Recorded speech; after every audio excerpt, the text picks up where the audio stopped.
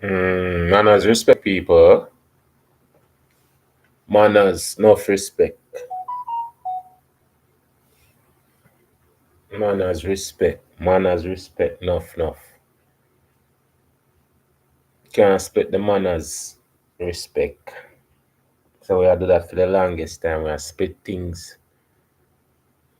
We splitting up the things them, putting them in a half and half. The things them, putting them in a half. In a half and half.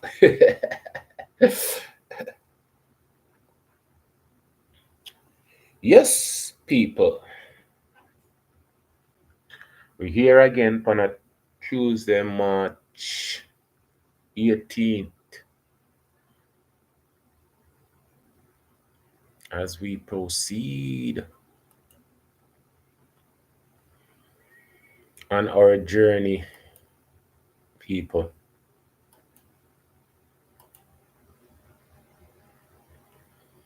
And it's a beautiful journey. Yes, people, it's a beautiful journey. It's a journey we've been on our entire existence, right? The journey of supposed to be going somewhere, but it's not. It's called the journey of the loop. And it's like so we can't get off of this loop. Generation after generation after generation. Born, dead, end up in a the loop. There's enough things I get to find out about myself, you know. You know what I say?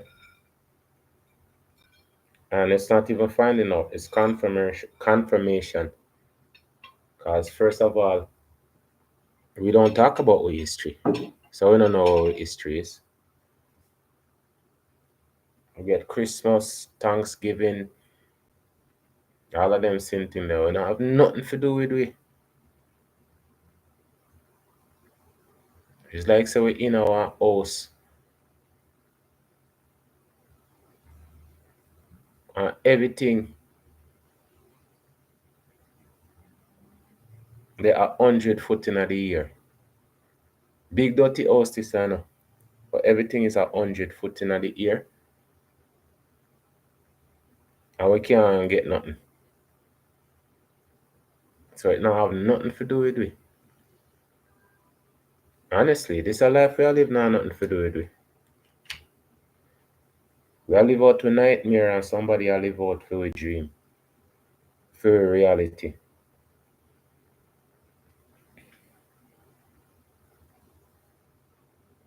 We are live out some of the nightmare and somebody a live out for reality. As ever we're looking at history, it's we're always on the run. How did we become such a haunted species?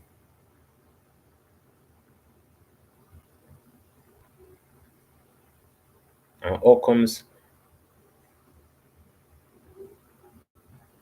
we are the one that always say peace and violence always get done against we? I don't understand that, you know. I don't understand a smart person doing things so stupid and people I say yes, that's smart.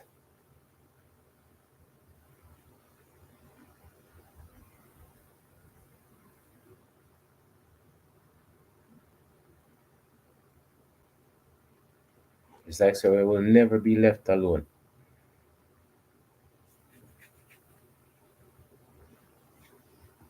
It's sad, people.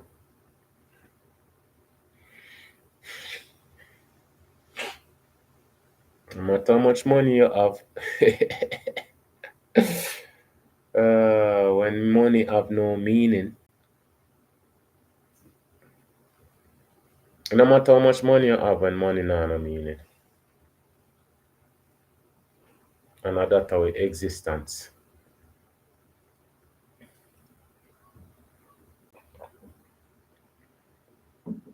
Money seriously no meaning,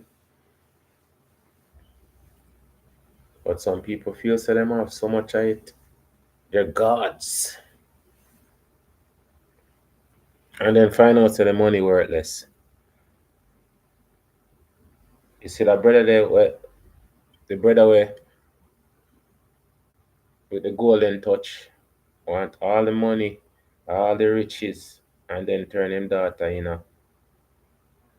a goal. That's why I know some people curse. You don't have to tell me say some people curse. Some people curse this lifetime, the next lifetime. We curse ourselves. We're not cursed, but we curse ourselves. We're not an evil race. Because I say I ask certain question, and if you ask certain question and you get the answer, you will know certain things. But the first year, them not gonna put you in the wrong room. It's after you consistently explaining these things over a period of time. Then they say, all right, I could put him in the wrong room, spread the propaganda, and yeah, solve that problem. People, I'm telling you, say, once you hang out with smart people, you will realize that there's no special technique or special way to be smart. It's just understanding certain things, retaining information. The key thing is remember what I said, I want forgetful people. Selective memory.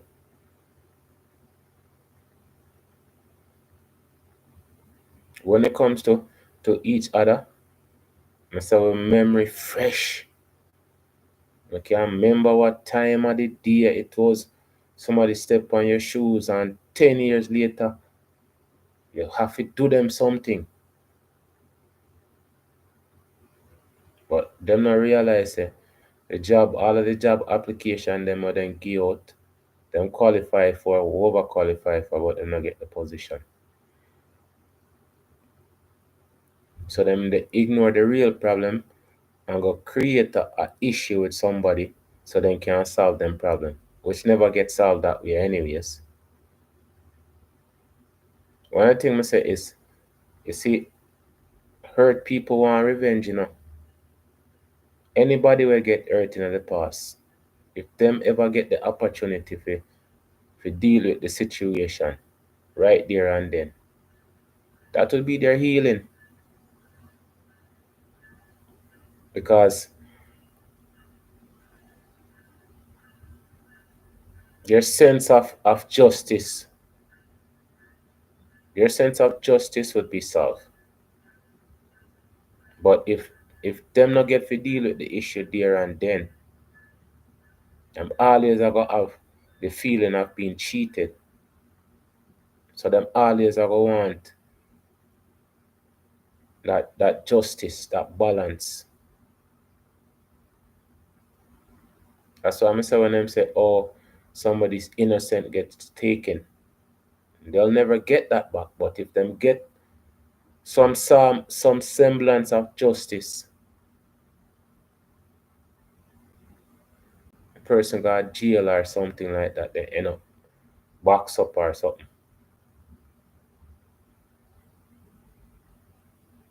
Now go get back them innocence.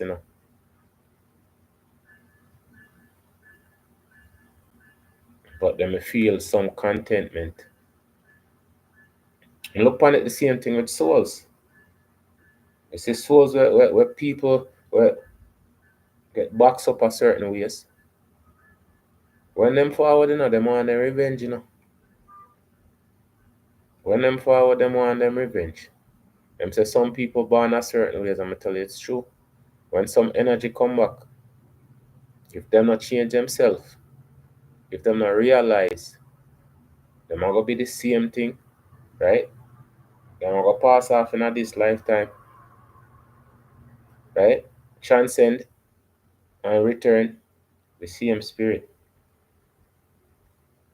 When them talk about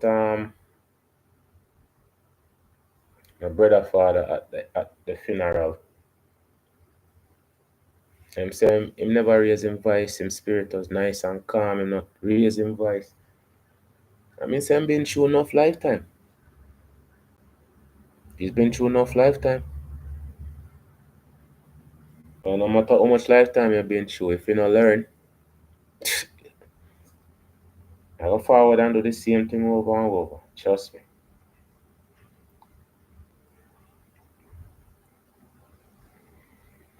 So people must say, I pick these stories pick me for me to highlight, right? So again, this channel is Julian Johnson Law and the on YouTube. And this one is a false accusation, a lynching. The story of Charlie and Ernest. I'm gonna tell you, right through history, people, it's filled with pure white lie.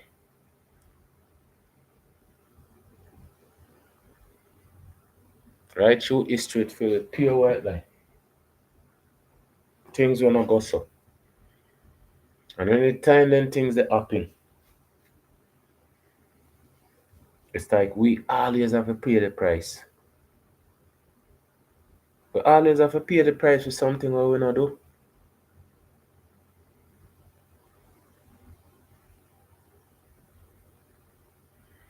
I don't understand enough.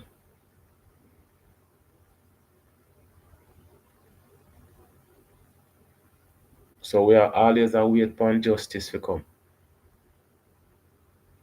When we look upon it, the court they not fear to us. The system not fear to us.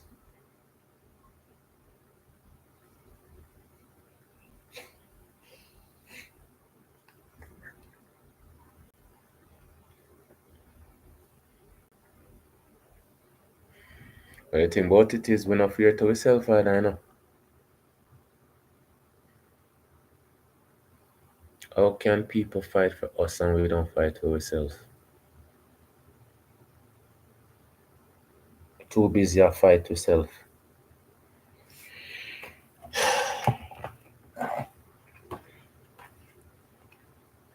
As we proceed, people come to the same time. When we step on a platform, right? It's always different angles we can look on, different highlight, and all of them is not gonna be happy go lucky. But we have to talk about them. They're very important to existence. We need to teach the next generation. Say, entertainment are the last thing on the going on. Sports are the last thing on the going on. Owning our own business, creating our own infrastructure, that's the best thing. Sports and entertainment still the plantation. At the end of the day, you're not just go dead broke. Once you create infrastructure, family and community, that's our legacy there. Unity.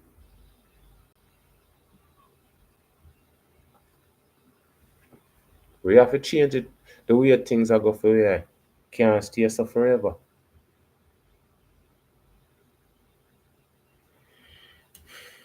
As we proceed, people. Stories I've ever told. And I'm not exaggerating. This is a horrible story. It's about two black boys who suffer an unimaginable end because of a lie. But this is more than just a story about what happened to them. This is a story that shows how injustice against black people was carried out so easily, so effortlessly, that it was like breathing air. It was natural. It's what life was like for black people during a time when the rule of law abandoned us. And this story is just one of thousands. Charlie Lang was born around 1928 to Hilliard and Vester Lang in Shibuda, Mississippi, in Clark County. Ernest Green was born around 1927 to Lewis and Mentor Green, also in Shibuda. Charlie Lang and Ernest Green were two boys growing up in Mississippi, born into a world where their fate had already been written for them. But before I tell you what happened to them, you need to understand something about this place, Shibuda, Mississippi. It wasn't just another small southern town. It was a place with a dark reputation, a place known for lynching Black people from the very same bridge where these two boys would later die. Years before, in 1918, four Black people, Major Clark, his brother Andrew, and two sisters, Maggie and Alma House, were lynched. The two sisters were pregnant. The mob showed them no mercy. That story was so horrific that I covered it in another video where I broke down the history of lynching in Mississippi and how Shibuda became known for mob violence at this lynching bridge. I won't repeat all of that here, but if you haven't seen that video, I highly encourage you to watch it, because what happened to Charlie and Ernest was not an isolated event. This bridge was already stained with blood. So when the two Black boys found themselves in danger in Shibuda in 1942, the people in that town didn't wonder what would happen next. They already knew, because they had seen it and done it before. In 1942, Charlie Lang was 14 and Ernest Green was 15. When they weren't working, Ernest and Charlie spent their time looking for scrap metal and old tires. With the country at war, metal and rubber were in high demand, and the boys knew they could sell what they found to help support themselves. 1942 people. And them brother I look for hustle. Them know say if them find scrap metal, then can sell it and make a profit. Nah, big nothing, you know. Them not thief nothing, you know, people. So we are hustler from the day we're born. As we proceed, what they found to help support themselves. It wasn't much, but it was something. During one of their hunts, the town's marshal arrested them for stealing a tire from an old junk pile. But because they were minors, instead of sending them to jail, he released them to their white employers. Ernest worked for a white man named Floyd Hudson, who owned the local drugstore, and Charlie worked at the town barbershop, shining shoes for customers. Despite being in their teens, neither Charlie nor Ernest made it past the second grade. Shibuda schools for Black children were underfunded and overcrowded. 160 Black students were crammed into a 6-room schoolhouse, and only 2 of those teachers even had a college degree. Mississippi did not care about educating Black children. In some parts of the state, white schools received up to 40 times more funding than Black schools did. Charlie and Ernest grew up in a world that set them up to fail. They lived in the Black section of town, known as the Bottoms. Ernest lived with his mother and his sister. Charlie's mother had moved to Hattiesburg, and his father worked on the railroad, keeping him away from home most of the time. That left Charlie to fend for himself. But whenever he ventured out, he did it with his best friend, Ernest. The two were inseparable. On October 6, 1942, it was supposed to be just another day.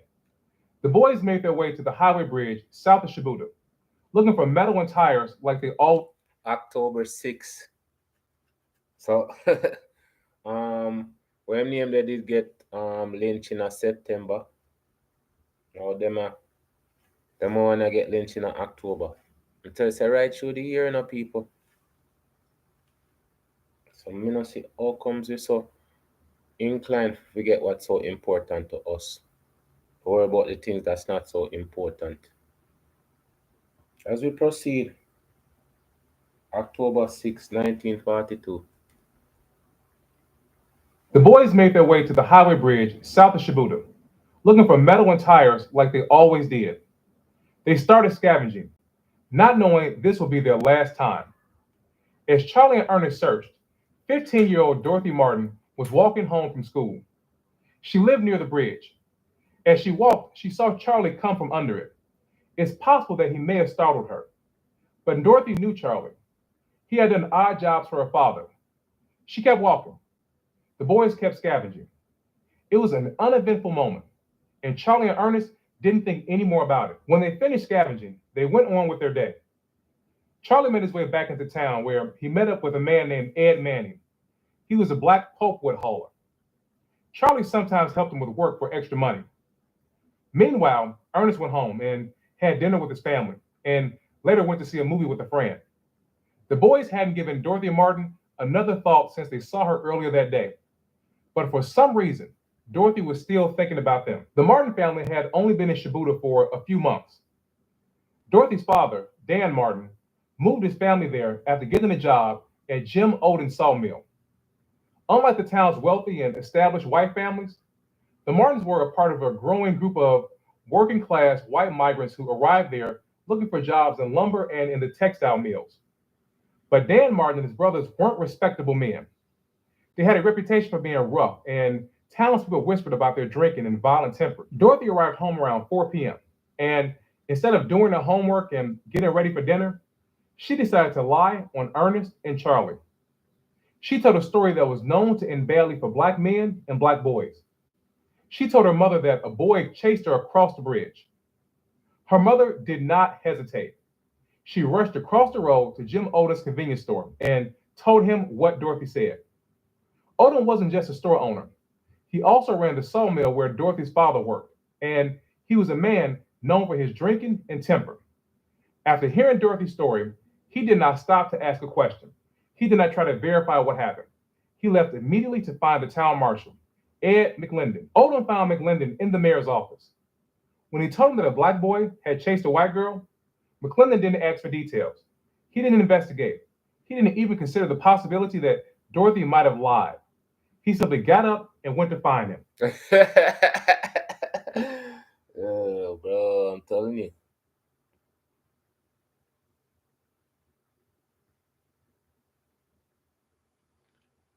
The rest of them people just come up with lies for no reason, you know. There's no reason for them to lie. There's no reason for her to lie. She gone about her business. Them gone about them business. Why? Why bring up them name? What? I me not understand. You. That's what I don't understand. You know, we don't get in the way, but they always get in the way of us. Me not understand the part there, you know. As we proceed, people. Got up and went to find him, taking another man with him, Paul Stewart, who was his driver. Together, they went straight to look for Charlie Lang. Meanwhile, Dorothy's father, Dan Martin, had arrived home and was met by Jim Odom. He told Dan what happened. Dan, who was normally drunk, quickly sobered up and went into a rage. Odom and Dan hurried to meet McLendon, who was now waiting at the lumber yard.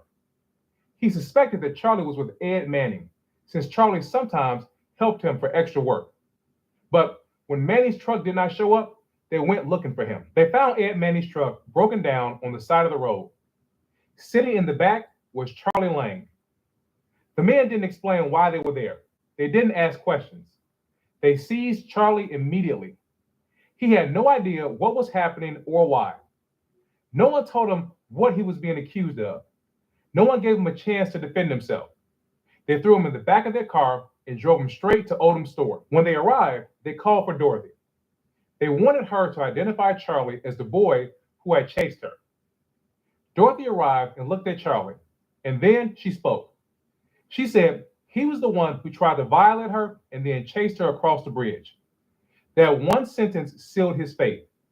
A few words from a 15-year-old white girl was enough to put Charlie Lang's life in immediate danger. With that statement, Dorothy set in motion a chain of events that will lead to pain, trauma, brutality, and injustice. It would change the course of two families forever. After Dorothy identified Charlie, Marshall McLendon took him back to the bridge, where he claimed that Charlie confessed. According to McLendon, Charlie admitted that he not only tried to attack Dorothy, but that he followed her from town, waited under the bridge, and then he jumped out at her. McLendon also claimed that Charlie said that Dorothy was scared, but that he told Dorothy that there was no need to run because he was going to do something really bad to her. But that wasn't all. McLendon claimed that Charlie said something else, that he wasn't the only one they wanted, that it was Ernest. Even though Dorothy had never mentioned Ernest, McLendon took Charlie's supposed statement as fact, and they went to get Ernest. Everything McLendon claimed was a lie. None of it was true. people, me say that it just sound like one lie. Everything about that just sound like one lie. Everything just sounds so perfectly lied out. Oh boy, me I telling you, no people. As we proceed, Charlie never followed Dorothy. He never hid under the bridge. He never threatened her. But that did not matter. The lie had already done its job. This wasn't about the truth. It was about justifying what was to come, justifying the terror, the brutality, the injustice. And for Charlie, we can only imagine how terrified he must have been. He was just a child, not a grown man. He wasn't thinking about hurting anyone. All he wanted to do was scavenge for metal like he had done so many times before. But now he was trapped in a contest against Jim Crow, a contest he had no chance of winning. McClendon and his men arrived at Ernest Green's home. His mother, Mentora Green, answered the door. She had no idea that she was about to lose her son. McClendon told her that they wanted to talk to Ernest, that they would have him back shortly. They lied. they lied. But look, I said, look,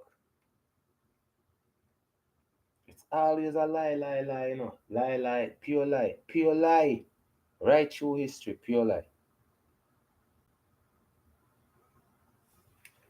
As we proceed, people. Last time that Mentora Green ever saw her son, some people will hear this and think about what they would have done. That they would have never let them take their child. That they would have gone down fighting. Some might even feel anger toward Mentora Green, wondering why she didn't resist. But that is not fair to her or the reality of the time. This was 1942 in Jim Crow, Mississippi, a world where Black people had no rights, no legal protection, and no one to turn to for help. If Mentora had fought back, those men would have overpowered her. Yes, them would have, trust me, them would have probably the worst to her too. So she giving him up, as sad as it is she saving her life. That's another joke thing, you know, people. Because I'm telling you, say, you know, them the times that, trust me, there was no law for us. There's no justice for us. It's just injustice, left, right, and center. Yes, again, one and two people fight for it. But that's just how the system was, still is. One and two people will fight for we. But myself will not fight for ourselves. Why should they fight for us? As we proceed, people. Overpowered her without hesitation, and they still would have taken Ernest. No one would have stopped them. No one would have come to the rescue. No one would have been punished. This was the reality of being Black in America at that time, when the law didn't protect you. Jeez, people, I'm telling myself, like, at that time, I don't understand what I talk about at that. We understand, you know, but it still continue, you know. Because I talk about the two youth, them, the two of them get boxed up. The two twin brother with them say, them said, what they call it? Murder, suicide. Two brother we grew up together from birth.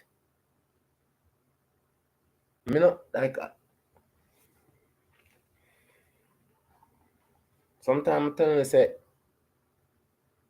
them say the more things change, the more it stay the same, but things not change. It's still the same. What change did it change? Huh? Oh yeah, we have more entertainment now, of course. Reality of being Black in America at that time, when the law didn't protect you, it hunted you. When white people could do whatever they wanted to you with no consequences. To be Black was to live in a world where simply existing in the wrong place at the wrong time could mean danger. We have to be careful not to judge history through the lens of today. It's easy to say what we think we would have done. But the truth is, none of us can fathom what it was like to be Black in Jim Crow, Mississippi. And again, this man says nobody can phantom, but if you've been there, you know, we've been there. We know our Our DNA says it. Our DNA has it within it. The very core of ourself, our mind. We know the struggle we've been through. And we know the struggle we're going to continue to go through if we don't understand.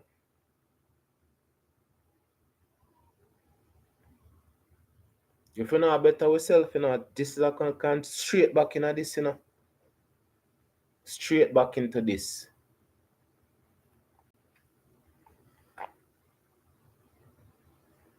Tell some story, man. And them things I'm telling some I have to look on. Because if I erase these from my memory, my next lifetime they'll never exist. And at that them I do. The breadcrumbs them I erase. You see the whole thing about it is it's so deep, but many of us, I say we shallow people, love the entertainment. Nothing else, No memory of nothing. And you see, October, this happened blue month, October 1942, blue month. Them blue blood. I remember.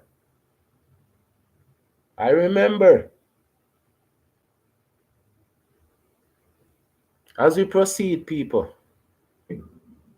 Mentora was faced with an impossible situation, one that none of us would ever want to be in. What happened next is not exactly clear. The lies told by those involved in this injustice all pointed to one conclusion: that Charlie and Ernest had tried to violate Dorothy. Everything else was fabricated and strung together to justify the ultimate unjust goal. Even though Dorothy denied ever seeing Ernest, officials later claimed that the boys turned on each other. A highway patrolman who arrived while the boys were being interrogated claimed that he heard the boys admit to not only planning to attack Dorothy, but also saying that they had plans to attack Jim Odin's daughter. With the so-called confessions they wanted, Marshal McLendon had Charlie and Ernest arrested and taken to the county jail in Quitman. Yeah, people. I'm telling you, say, the whole thing about it, You see how them people are collaborate, them people are work together in a evil. And that we're not people. For the biggest downfall, we think say we are something special because we have little money and we have big house. We're not. We keep on saying that. Because without unity, there's nothing. Even in a evil, then people are gather up and do their evil together. The people are sick. The people are really, really sick. People then just make up lie and put lies together and lie, and not change. That's the funny thing about it. Exact same thing are going on. Man, them make up all of them bullshit just to kill the youth them. It's sad, But we have entertainment. As we proceed. Taken to the county jail in Quitman. The next day, McLendon claimed that he returned to the jail and that Ernest made yet another confession. According to McLendon, Ernest allegedly said that their plan was for Charlie to drag Dorothy under the bridge. None of this made sense. Dorothy never even mentioned Ernest. But suddenly, officials claimed that Charlie and Ernest had turned on one another. And somehow, in the span of just a few hours, their so-called confessions escalated from a single accusation to a wild conspiracy theory where not only did they allegedly plan to attack Dorothy, but also Jim Odin's daughter. It didn't matter that none of this made any sense. I know. It never makes sense to senseless people. It doesn't make sense, but them agree. These people agree if you do what them do, whether them make sense or not. So all if it not make sense, them agree. Yeah, man, it makes sense. It makes sense. As we proceed. Dorothy's own story never involved Ernest. It didn't matter that the supposed confessions didn't match up. The truth didn't matter because the goal wasn't to find the truth. It was to justify their ultimate goal, to find a story to fit the punishment that they had already decided on. At the same time that officials were claiming that the boys had confessed, others in town were telling a very different story. On the black side of town, people believed that nothing more than a childish prank had happened. Some said that Dorothy had been startled by a frog that the boys caught, and that was all that there was to it. Others said that Dorothy had actually spoken to the boys first. And then there was the white passenger who drove by at the very moment that Dorothy claimed that she had been chased. He later said that he saw Dorothy talking to one of the boys and that the interaction seemed odd to him. He wasn't from Shibuya, and in his mind, a white girl talking to a black boy was unusual because he wasn't used to seeing people be there friendly with black people. Then there were the rumors, whispers that Dorothy had made the entire story up and told her father, but that her father gave her a whipping because he couldn't risk being embarrassed and the family being humiliated. After Charlie and Ernest were arrested and thrown in jail, their families weren't allowed to see them. Officials told them that if they wanted to see their sons, they would have to pay to get them out. Their bonds were set at $1,000 each, a sum their families could never afford. And so Charlie and Ernest sat in the jail cell alone. No parents, no loved ones, no attorney, no one coming to see them. Let's step back for a moment. Think about everything we just learned and what we went through. The contradictions, the changing stories, the fact that Dorothy never even mentioned Ernest, the way the accusations escalated out of nowhere, from a single claim to a wild story about multiple planned attacks. Jesus. That try to show you them people have some mental sickness. So everybody just a come up with lie and just a fling more lie, lie, lie, lie, lie, lie, lie. That's how we become liar too. Because then people just make up everything. Everybody just a lie, lie, lie. So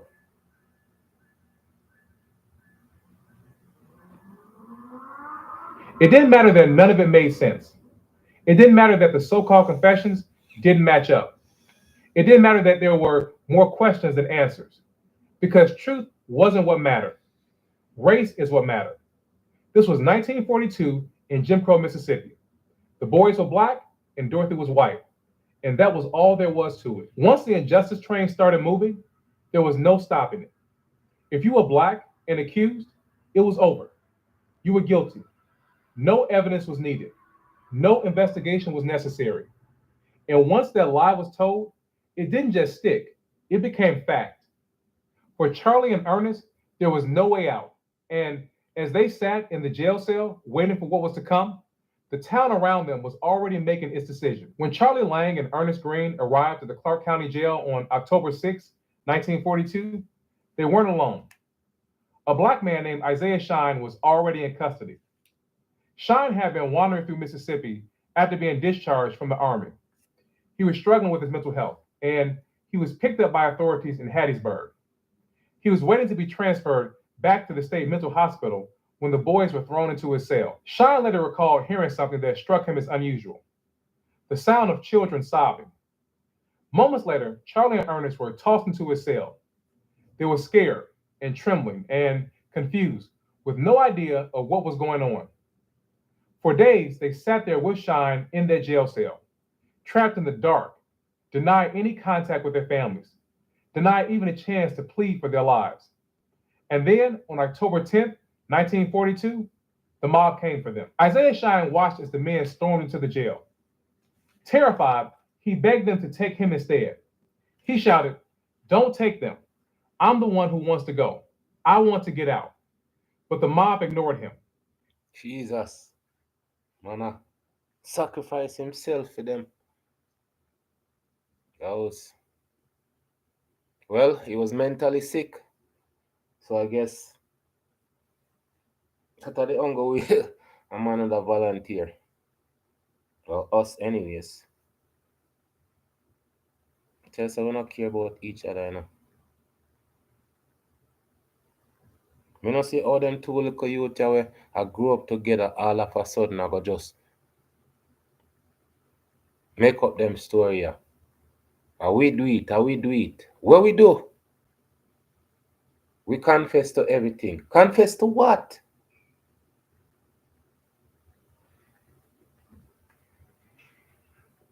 As we proceed. Don't take them. I'm the one who wants to go. I want to get out. But the mob ignored him.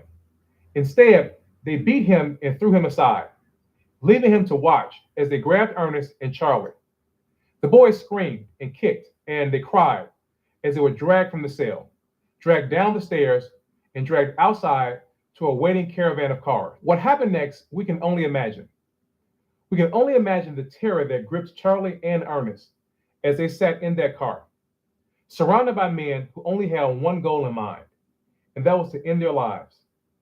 We can only imagine their fear as they rode in silence, the weight of their fate settling in, knowing what was about to come. They were taken to the bridge, the same bridge where just 24 years earlier, 4 Black people had been lynched, the same bridge where the blood of the past had already stained the waters below.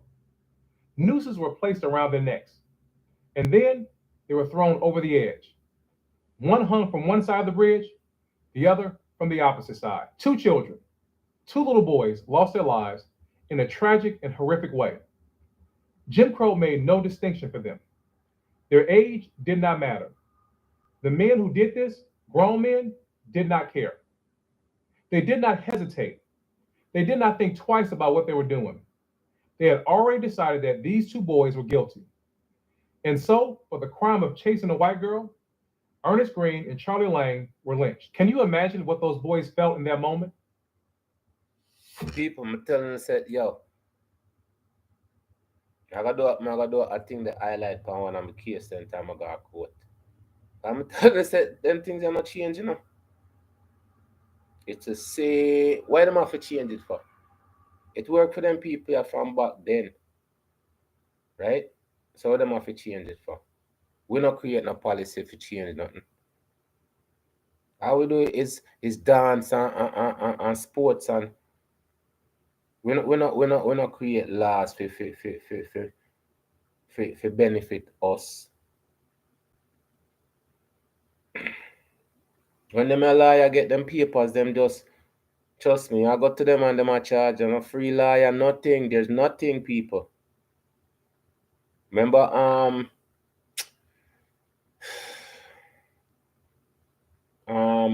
the with the whole idea with Booker T. Washington was to teach and send them back in their community so they can edify the people them in their community. Nowadays, people, I tell you, say money. If it's not money, there's nothing. Money are the only thing will have meaning. As we proceed, people,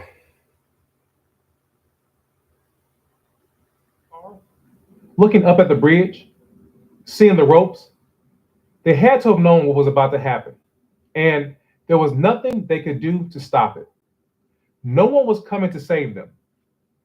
This is hard to hear and it's hard to talk about, but it has to be talked about because this. yes, people, and that much I show you said them things are when entertainment did it. These things, right? Nobody no want to talk about these things, but they did happen, and we have to have it in at the front of our mind at all times. They can happen at any time because it does happen. 2025. It just say it's not a highlight thing, but me just want to say past, present, and future. So we can highlight some things where go on. We can take 4 or 5 highlights, but exactly the same thing, no difference. Trayvon Martin, him a one case, right? George Floyd, next case. Rodney King, all of them things here. There's so much that happened in the past that's happening now, where people can say, "Oh, that's in the past." But 2 hours from now is gonna be the past. So if we can't understand certain things, it'll never change.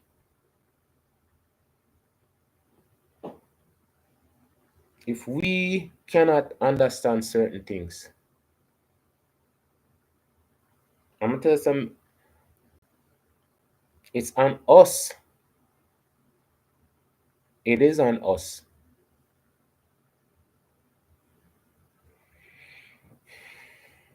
As we proceed.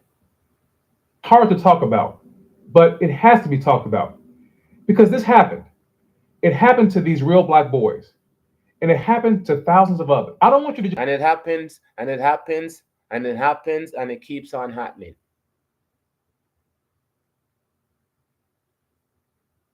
And happening, and happening, and happening.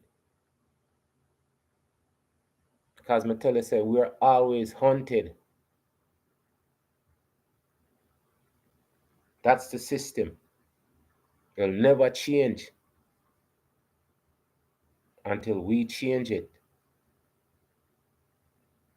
this and move on. I want you to really sit with this moment. Think about what this means. Think about what it meant for black people back then to live with this kind of fear, to know that something like this could happen at any moment. Think about how we have carried this trauma and this pain down through the generations. And then think about what it means for us today. What happens next in this story only adds to this injustice. The morning after the lynching, news of the brutal act reached FBI Director J. Edgar Hoover. Oh Lord. Oh Lord. This is one year again. This year one year again. You see, people? I'm telling you, say, them people, these people are in the same circle. These things happen all the time. So J. Edgar Hoover, I don't know, say him are the FBI brother we set up the Black Panther. So we could see how twisted people. Cause I'm telling you, say, the game don't change. Just the players. Past, present, future. So they notify Edgar Hoover. Director J. Edgar Hoover. The extreme youth of the victims shocked officials. Hoover shock officially, never shock him. Come tell us that brother come up with a lot of some sick things himself. As we proceed. sent agents to Shibuya and ordered an investigation and a report to be put on his desk within 2 weeks. But it wasn't just the FBI. Mississippi Governor Paul Johnson, he did something unusual. He didn't just express regret as governors had done before. He ordered an investigation and called for the mob members to be brought to justice. This was a sharp contrast to what happened 24 years earlier. Back in 1918, when the Clark brothers and the House. Hold on, 1918 people. Hold on, I have to write this down. So this was 1942. So you might talk about 1918. I tell you, right through history are the same thing. Right through history, people. As we proceed, the House sisters were lynched from that very same bridge. Mississippi brought to justice. This was a sharp contrast to what happened 24 years earlier. Back in 1918, when the Clark brothers and the House sisters were lynched from that very same bridge, Mississippi's governor at the time, Theodore Bilbo, he had a much different response. When the NAACP demanded an investigation, Bilbo told them to go to hell. So why the sudden shift? Why did officials act like they wanted justice this time? The answer was simple: public perception. The fact that the victims were so young made this case harder to ignore. This wasn't a grown black man accused of a crime. These were children.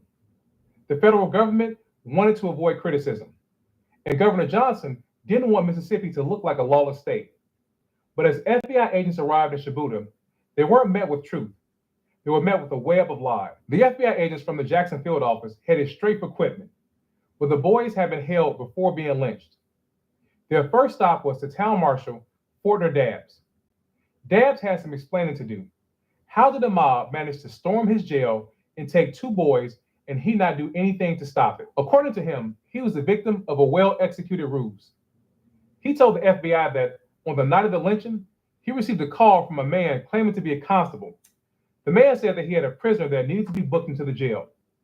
Dabbs said that when he arrived at the jail, he was ambushed and a shadowy figure threw a blanket over him. He was pinned. Jesus Christ. Oh, yeah. What can we find in this now, people? Some truth? Huh? Why? As we proceed. and they took his keys. He was then thrown into the cell next to where Ernest and Charlie were. Dabbs had an answer for everything. When the FBI asked him how it was possible that he didn't see anything, how he only saw shadowy figures and instead of recognizing anyone, Dabbs had a convenient excuse. He claimed that a faulty light socket prevented him from seeing anyone's. uh, as we proceed. This is how he got out of naming anyone to make sure that the plan could remain a secret. But he wasn't just somebody who was a victim of a well executed ruse. He was part of the plan. Fortner Dabbs liked to present himself as a lawman, but in reality, he was a farmer and a cattleman, and a man who had no problem getting his hands dirty. Back in 1931, a white man named Ozzie Wilkerson lost his life to a black man named George McInnes. George had been renting land from Dabbs, and so had Ozzie. At trial, a shocking detail emerged. Dabbs had taken out an insurance policy on Ozzie Wilkerson, and he told George that if he took Ozzie's life, he would pay him. Instead of receiving the death penalty or being lynched, George McInnes was given life in prison. As for Dabbs, he was charged and he was prosecuted. But the newly elected judge, who was a friend of Dabbs, dismissed the case after George McInnes recanted his confession. Jesus Christ. Holy Jesus. Eh? So the people, this someone take out life insurance for. Oh boy. I'm telling us that people, yo, past, present, and future people. Past, present, and future. It doesn't change unless we change it. As we proceed, people. Dismissed the case after George McInnes recanted his confession. Dabbs walked away a free man, and less than a decade later, George McInnes was quietly released from prison. Fortner Dabbs was no stranger to corruption or brutality. He had gotten away with it before, and now he was prepared to get away with it once again. No one had to lift a hand or swing a rope to be responsible for this lynching. All they had to do was nothing, and they played their parts very well. The moment Ernest and Charlie were seized, screams rang out through the jail.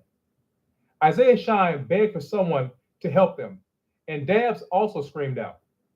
The town had a night watchman who was supposed to patrol the courthouse and the jail grounds, but he wasn't patrolling at all because he doubled as a night clerk at the Quitman Hotel. At the time that Shine and Dabbs were screaming for help, the watchman was inside the hotel, drinking with the oil man. He wasn't watching the jail. He wasn't patrolling the courthouse. And when the screams finally reached him, it was already too late. By the time the watchman freed Dabbs, the boys were gone. Instead of launching a search to save them, Dabbs called the sheriff's office and the county attorney. They knew that two children had been kidnapped. They knew what that meant. And yet, they decided to wait until morning. When daylight finally came, Dabbs and Sheriff Lloyd McNeil began their so-called investigation. But there was no urgency. They knew that two boys had been kidnapped from the jail in the middle of the night. They knew exactly what that meant. But instead of moving with urgency, they moved at a snail's pace. Their first stop was the town marshal, Ed McClendon's home. When they arrived, McClendon was asleep.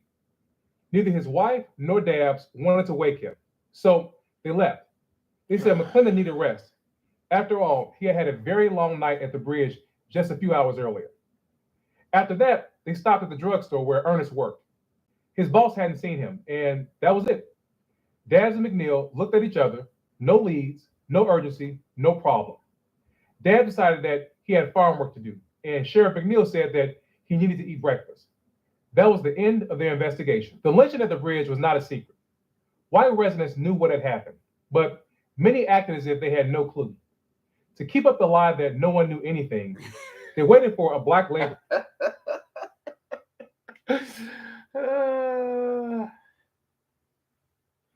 And people just go on with them day their life like nothing happening. You know? As simple as that. Eh? As we proceed, you know. Across the bridge to be the first one to discover the boys' bodies. Once the news spread, Town Marshal Ed McClendon could stop pretending. He rode out to the bridge. When he arrived, The bodies of Ernest and Charlie were still swinging and hanging from the bridge. Yeah, people, cause them want take them time to make sure say it done, you know. I cannot say not change, not change. Because say them want to let out the brother out of jail from where the brother will box up George Floyd. Them a look for pardon him. That's how these people do. And who are gonna stop them? Petition? Which petition? Policies? Which policies? After one alright. It's sad enough, people. But guess what? We'll have entertainment, right? As we proceed. Charlie were still swinging and hanging from the bridge. A large crowd had already gathered, with men and women and children. They had come to see the latest victims of Jim Crow's justice at the lynching bridge. There was no urgency, no shock, no outrage, just curiosity. Soon, the justice of the peace called for a coroner's jury, but there was no investigation, no questioning, no search for the truth.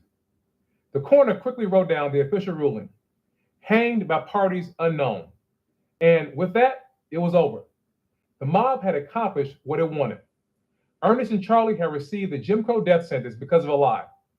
Two children had lost their lives because they were accused of chasing a white girl across a bridge. Once the coroner's jury signed off on the cover up, the boys' bodies were cut down. They weren't treated with dignity. Instead, they were loaded into the back of a Chevy lumber truck. Wait there. You mean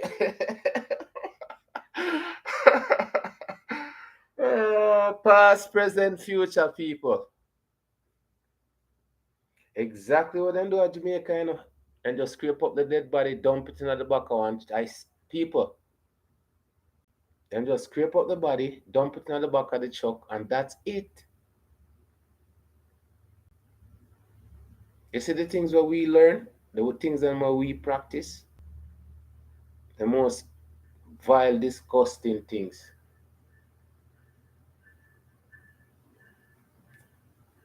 The things that we do to each other are the same things that we used to get done to we, you know. What is it? Make we become the one who are do it to each other so. And we miss them evil sitting there down against you or something like that. Cause I tell you say mother try to say to get away as far as possible from them things yeah. Instead of me I look for burn somebody with iron for the things that I say no.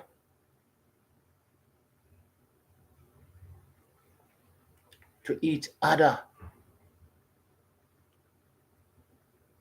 That them do to the man. What that? 1942.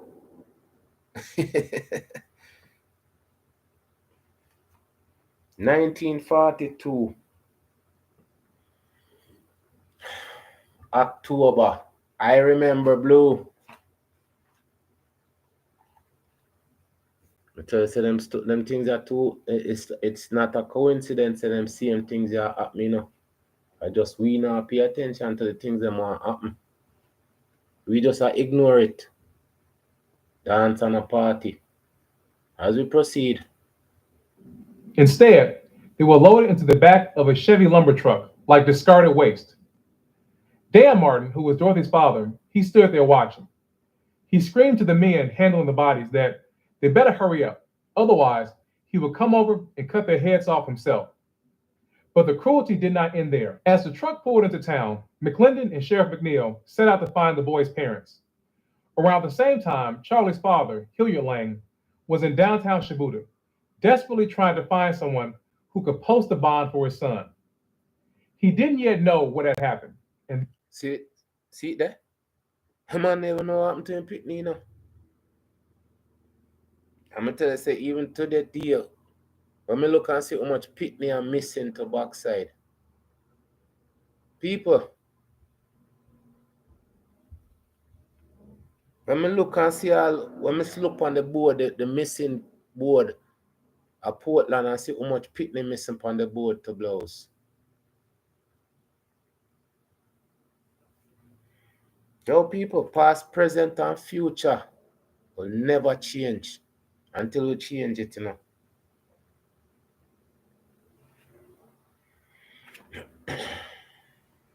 Exactly, exactly where happened. Way back in them days, they are the exact same things that happen now. As we proceed, people. Who could post a bond for his son. He didn't yet know what had happened. And then the truck pulled up beside him. In the back of the truck, uncovered, lay two small bodies, nooses still around their necks. One of them was his son. Hilliard looked at Charlie. He saw what they had done to him. He must have been filled with rage, filled with pain, and filled with the desire for revenge. But there was nothing he could do.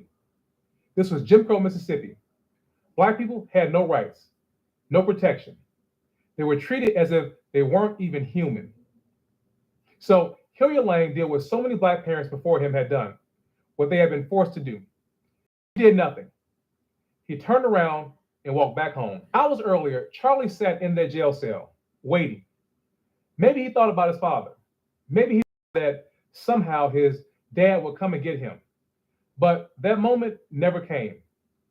And now, here was his father seeing his son in the back of a truck, standing on the street, looking at the brutal reality of what had been done to his baby boy. This wasn't just an announcement of death. This was a physical representation of injustice. Here was his boy, the child that he had raised, the son that he had loved, the one he had watched grow. And now Charlie lay in the back of a truck like a piece of discarded trash, a noose still around his neck, his small body battered and lifeless. Hilliard didn't have to guess what happened because he knew. He knew his son had died in fear. He knew Charlie had been terrorized in his final moments. And he knew that there was nothing he could have done to stop it. We don't know exactly what Hilliard was thinking in that moment, but whatever it was crushing. It was the kind of pain that never leaves you, the kind of loss that. And at that match, I show you the feeling. That feeling, may I tell you, is like it. It's like it's not you. You're not there. It's like your body did this, so, and you just split yourself. You can't see yourself, and you just can't see yourself within yourself.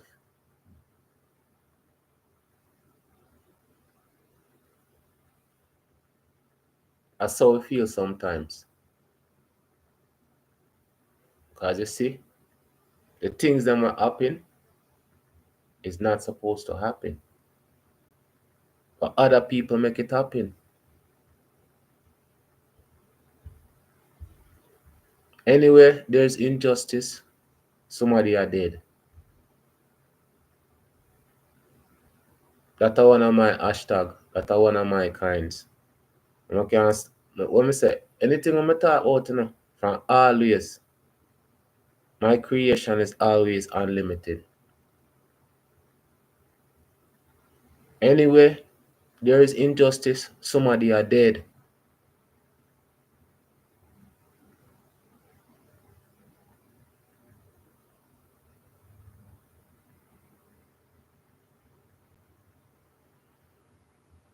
I'm say we not care about each other people.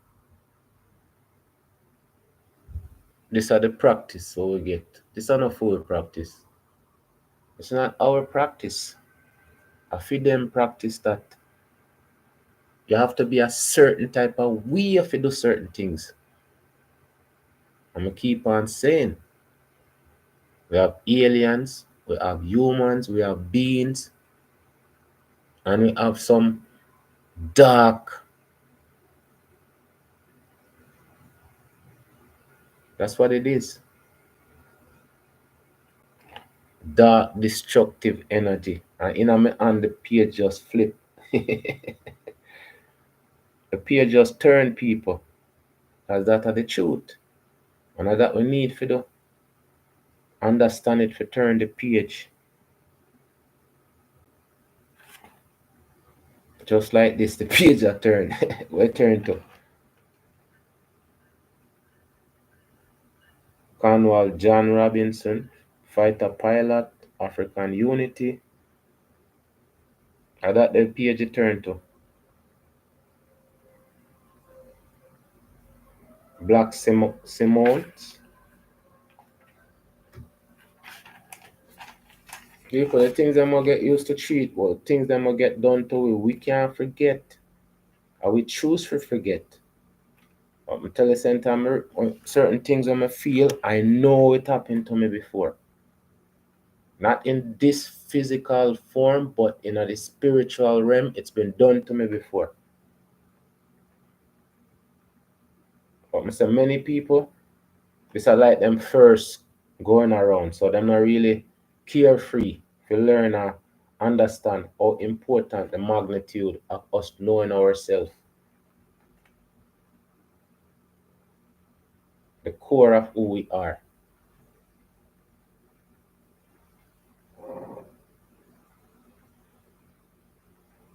That's why I'm say this to me make me feel like this is where I'm supposed to be. But the people them before me will set the stage for me and for the future. Because without them, there would never be me, us.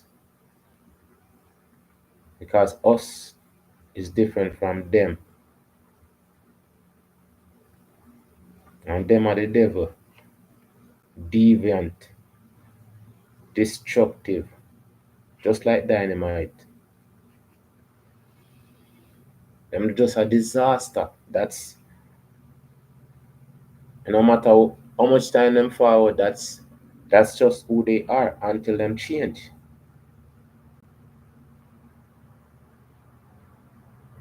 That's why them say some people born that way there. Enough things people say and people not understanding it. But it's real.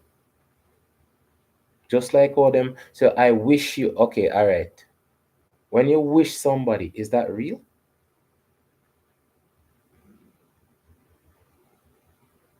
When you say good luck, is that real? It's just things people say and we just say it and even know what we are say. Talk about this English language. Or it's more corrupt than good. Yeah? You know hear me?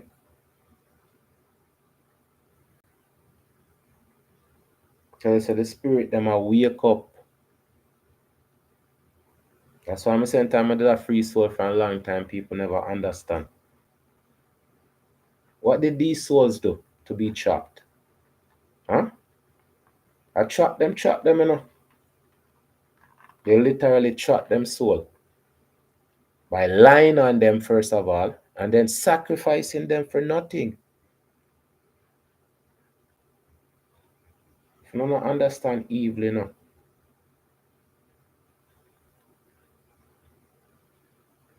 So when him see him son like that and him split in two, him have to take for himself and he still have to there within him body.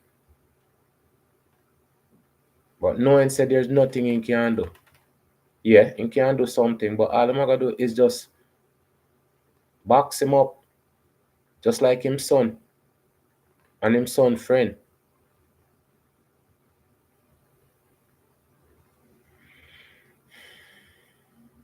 I feel these things. I know these things. And then things that don't matter to nobody except the people them it's supposed to matter to.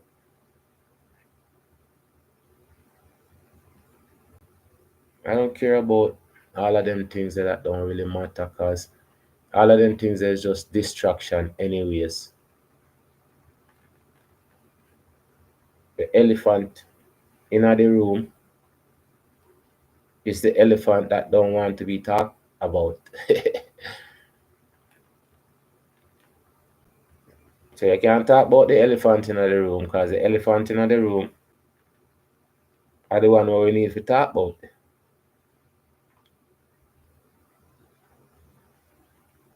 The truth is, this is the loop. And we are live out the loop over and over and over and over. Just like the Matrix. The loop, the loop, the loop. And the only way we can break the loop is when we learn that it's just an illusion.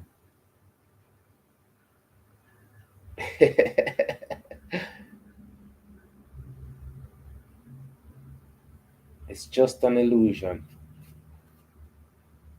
It's just an illusion.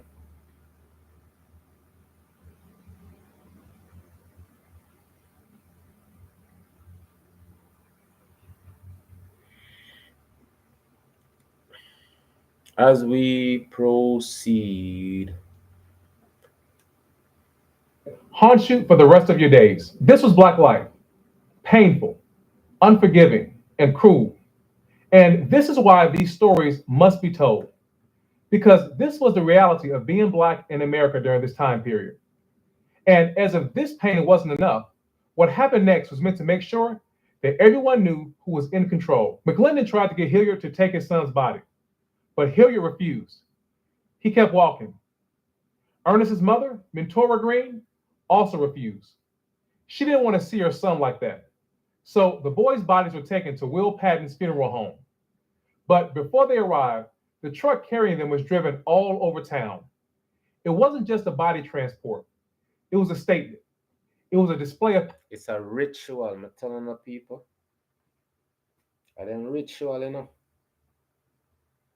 It's the ritual.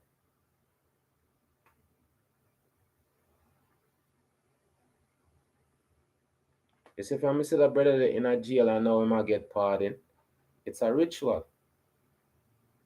It's a sacrifice.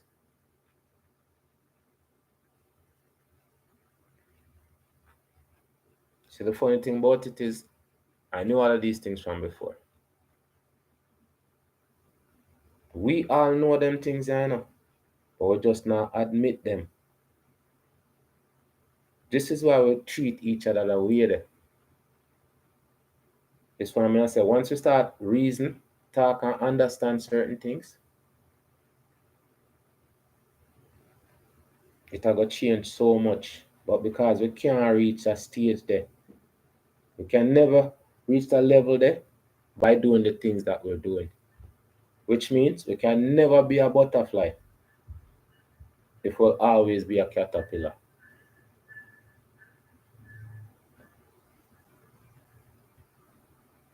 It's a ritual.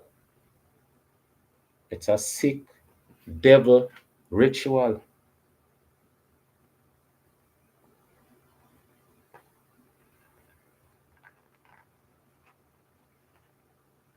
Can I get them power from that?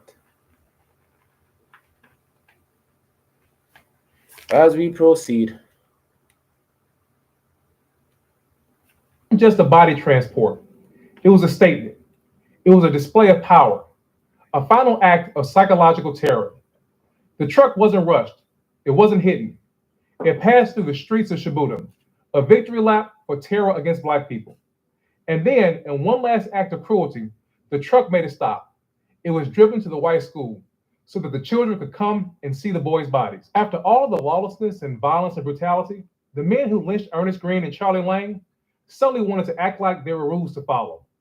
They had stormed the jail without hesitation, dragged two children from their cells, beat them and terrorized them, and hanged them from a bridge. And now they wanted to return the bodies to their families, as if this was just a part of the process. Claim the bodies, they told them, because that's what had to be done. Bury your sons, they said, because they deserve a proper burial. Where was all this process, order, and decency when they stormed the jail? When they drove the boys to the bridge? When they strung them up and left them hanging there? This was the ridiculousness of Jim Crow. They lynched these boys for no reason, then tried to wash their hands of it, as if they had not done anything wrong, as if this was some kind of peace offering, as if that somehow this made it right. But the Green and Lang families lost everything, not just their sons, but their dignity, their peace, and their sense of security. The mob just didn't steal their children, they stole everything from them. The boys were taken to Patton's funeral home, but Will Patton wasn't just a funeral director. 24 years earlier, he was one of the mob leaders in the Clark brother and House sisters lynching. And now, here he was again, playing his role. Patton had a crew of black men dig 2 graves outside the white cemetery fence. Just like he had done before, the boys were put in 2 cheap pine boxes, with their hands still tied behind their backs. They were put in the ground. They arrived at the funeral home at 9 a.m., and by 12 noon, they were in the ground. No dignity.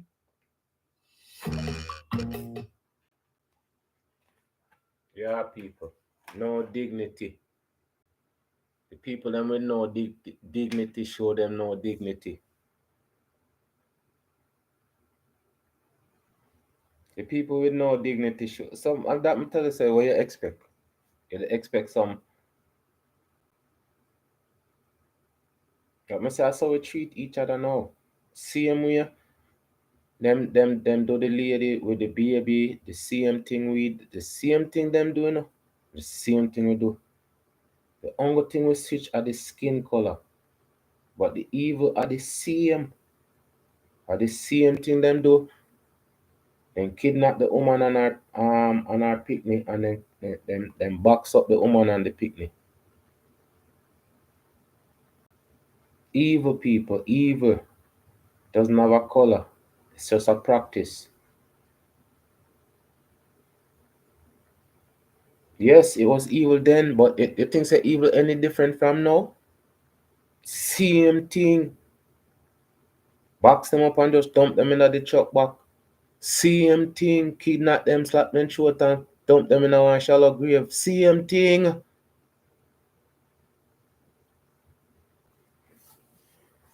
Them used to do it to we, now we do it to each other. Same thing. Which one worse? Which one worse? As we proceed. They arrived at the funeral home at 9 a.m., and by 12 noon, they were in the ground. No dignity, no ceremony. The injustice had been completed. Everyone in town had a story for the FBI, and they all told the same lie. Town Marshal Ed McClendon claimed that he was on duty the night of the lynching, and at around 10 p.m., he said he left with his driver to take a random ride to Waynesboro for no reason at all. Then he said he went home and listened to the radio all night until he went to bed around 4 a.m. His driver told the same story. Late night bus passengers provided convenient alibis for mob members, claiming that they were with them at the time of the lynching. Others in town simply pretended to know nothing at all. The investigation was going nowhere. Everyone was covering for one another. And as they lied to the FBI, white residents also worked behind the scenes to discredit and to demean Ernest and Charlie. They called Ernest and Charlie delinquents. They spread rumors that the boys were... God have mercy. Hello, Tupac? Hello? I'm telling you, them people I can't... What me say? Past, present, future will never change until we change it. The same thing they do with Tupac. Oh, he's a thug, criminal this, criminal that. But me say, him did end up playing into the hands of what they say, because they can say anything about you. But you have to do it for it to be true. Them can't say anything about you.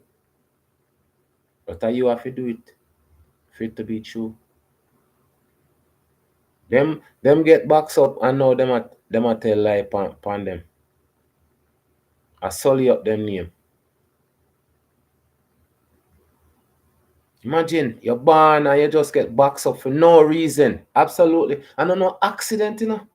It's not an accident for you say you're in a one accident or a car accident or some form People deliberately go out of them wheel to tell lie. Not just one people, two people, but a whole community of people just for sacrifice to innocent youth. That's why me I say car mama. We have to call upon car mama. Because it's gonna continue until forever. It's never gonna change. This is never gonna change.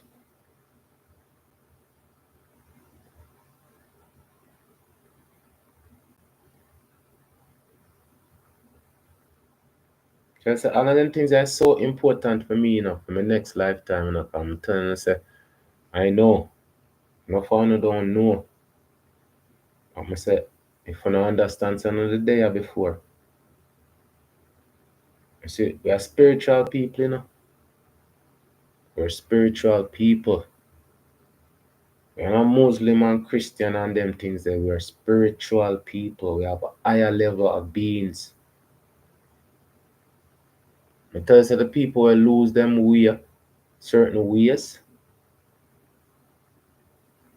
A situation like this, yeah, where them people are not get no justice.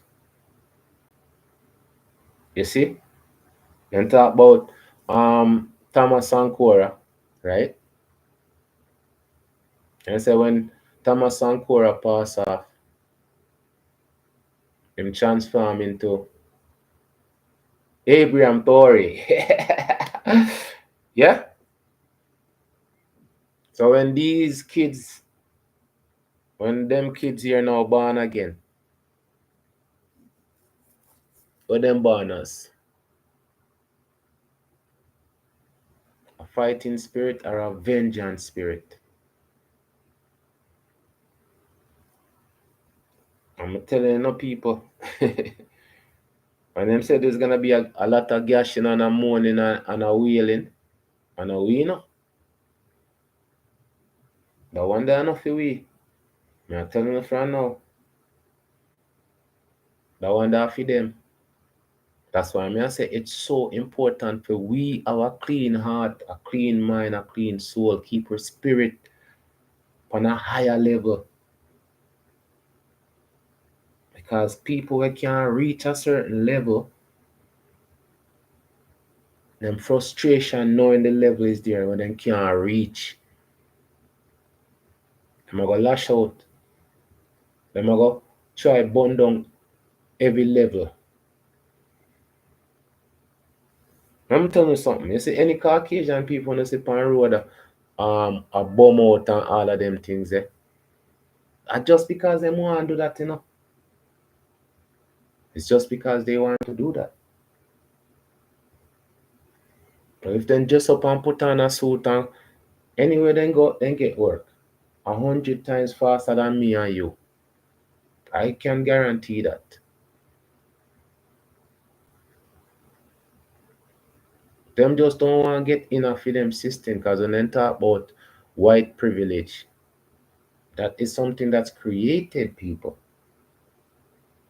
You think say you can go out there and pick up a white privilege like in a store or dig one hole and find white privilege, go to the beach and find white privilege. It's something created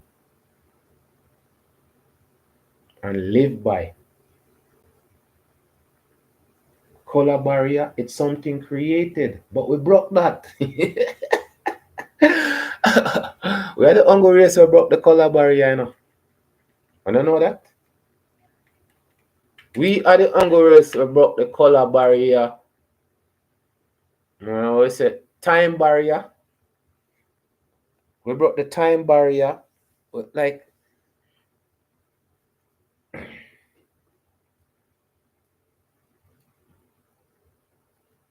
there's nothing that we cannot do given or taking the opportunity. Because some opportunity has to be taken. The Indian, the original Indian,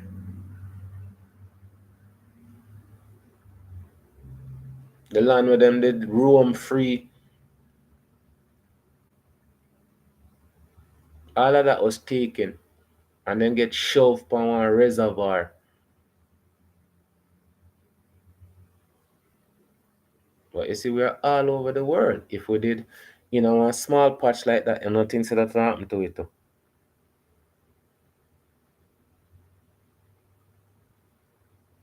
We're the hunger race that can't be conquered, but we're the hunger race that's not free.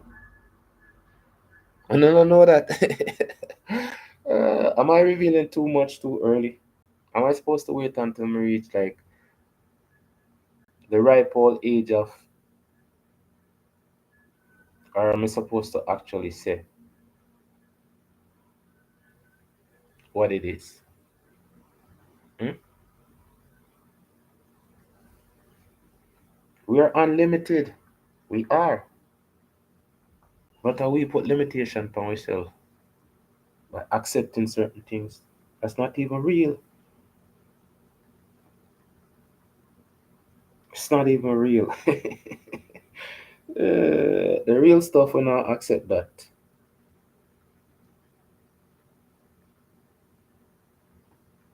The stuff that when are real, we accept the stuff that when are real and ignore the stuff that are real. The stuff that really have meaning. We don't care about that.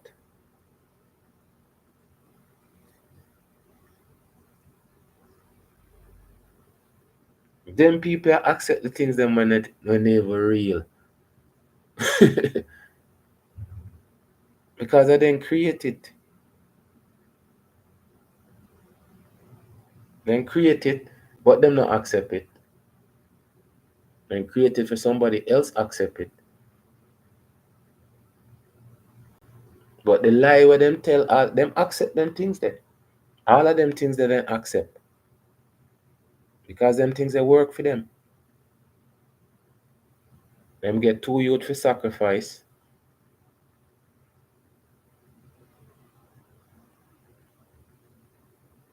They inspire everybody. Suck them energy.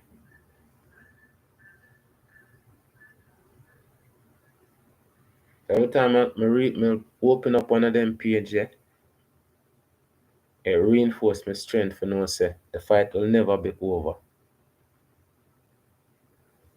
Because if they can take two innocent youth and have nothing to do with nothing, and a pure white lie, pure white lie, pure white lie, if you sacrifice them, what make you think it a go change? When how much energy they get off of them two little youth from then?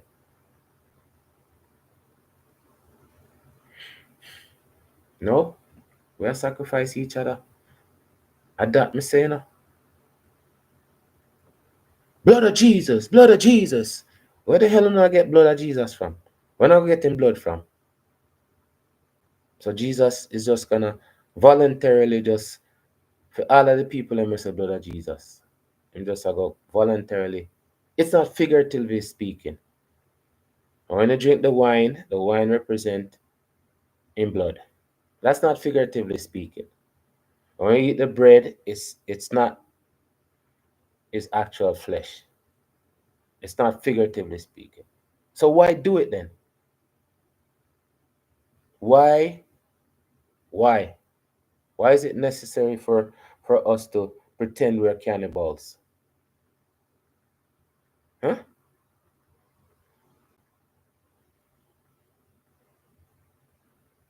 Why?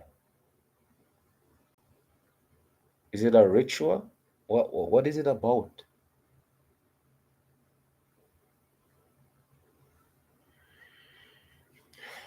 As we proceed, people come to us it's now I understand certain things. Makes sense now. Just I'm always aware of so much.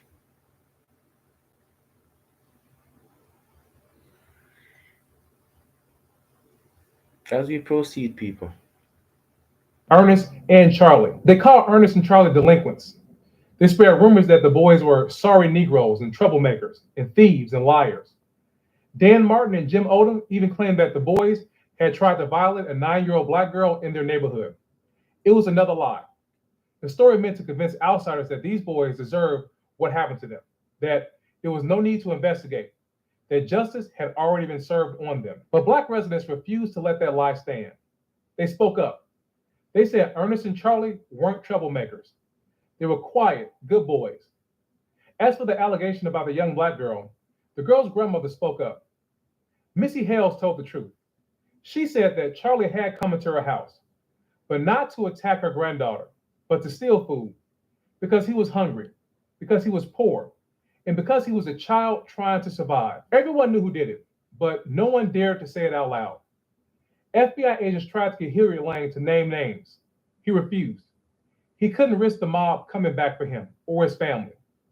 But in Quitman, an old white man quietly. Yeah, man. And I'm gonna keep on telling you this. Trust me, this silence, this silence that we have. You see, from back then we have this silence. We have this silence about us. We not talk about nothing important. Same thing in a Rosewood. If the woman did just say a lie, so I said, sure, sometimes. Every time we're supposed to step up in our full existence, we drop the ball.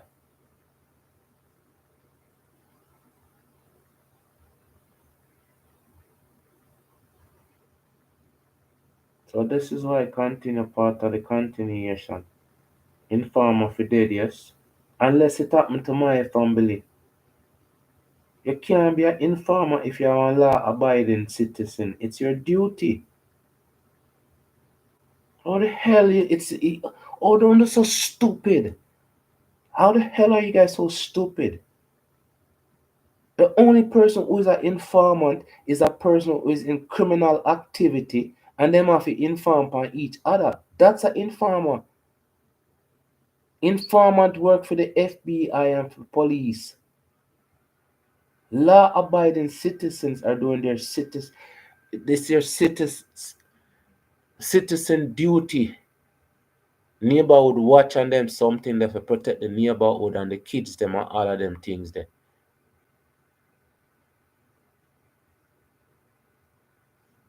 So we have this no talk culture. And the no talk culture always protect the evil people them. So the innocent them never get justice. Past, present, and future. As we continue, people.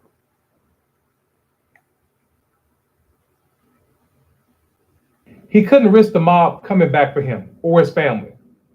But in Quitman, an old white man quietly pulled an FBI agent aside. He had gone to see the boys' bodies at the time that they were discovered. And when he was there, he said that he heard people talking. He named names. He said it was Dan Martin, his brother-in-law, and 2 sons-in-law, and Marshall Ed McClendon. Okay, that's a white man right there, so. Because him tell the truth. He could have been a Mr. Orange too. But me just I say him tell the truth. We own people won't say nothing. We own people won't say nothing to blouse and skirt. We own people make we own people dead and not say nothing. Jesus have shut me say. Why are we like that though? So pitiful.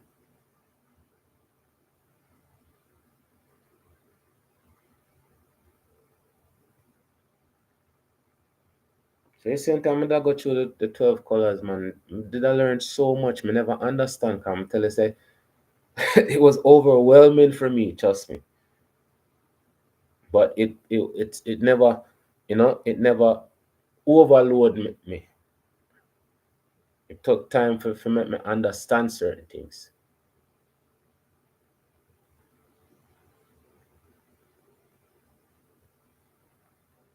And one of the things is that the biggest enemy is always in our skin.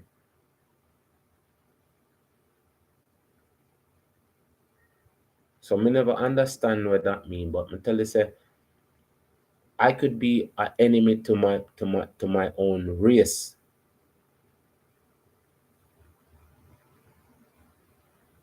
By the culture when me carry out.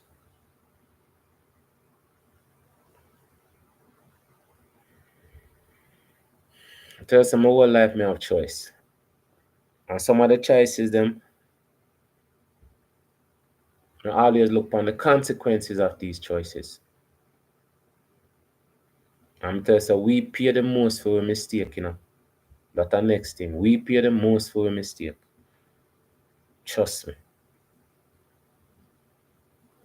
We pay the most. Andy Stone pay 50 million for fear and mistake.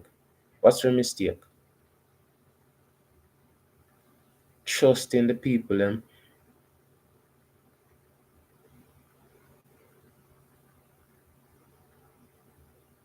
She said she trust some people.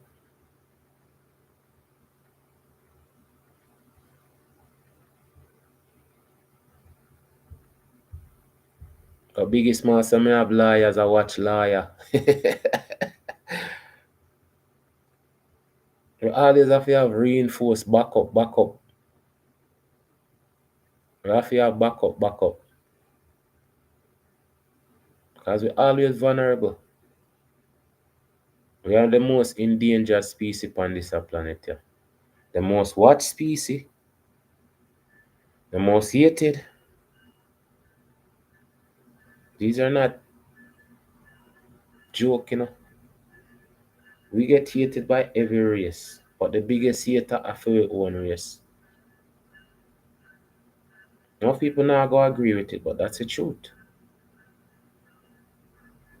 I tell you say if them make one word, bad mind, and put two words together. That should never go together. What me tell you say people,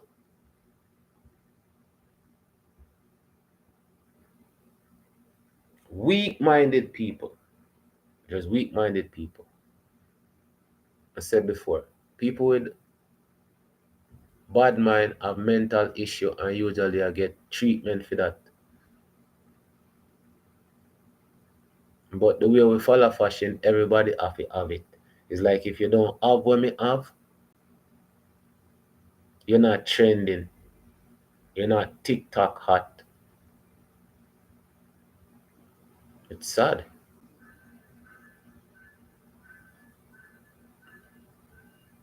As we proceed,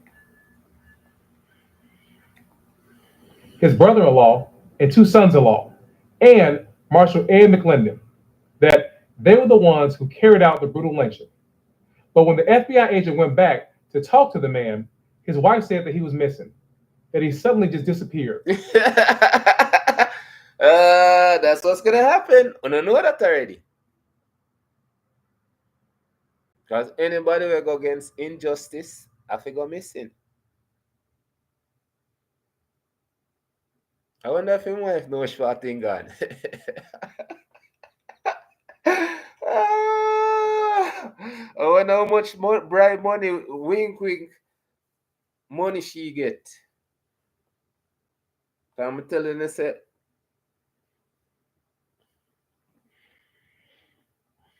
people may know me did innocent then. Right? They're always innocent.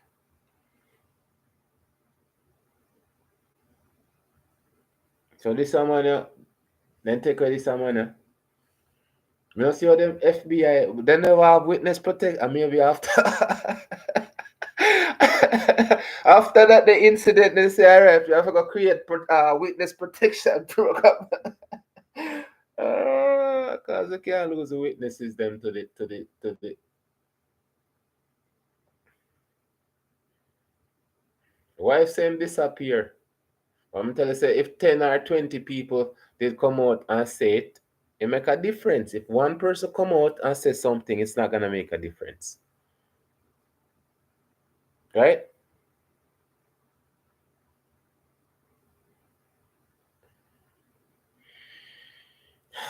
As we proceed, people.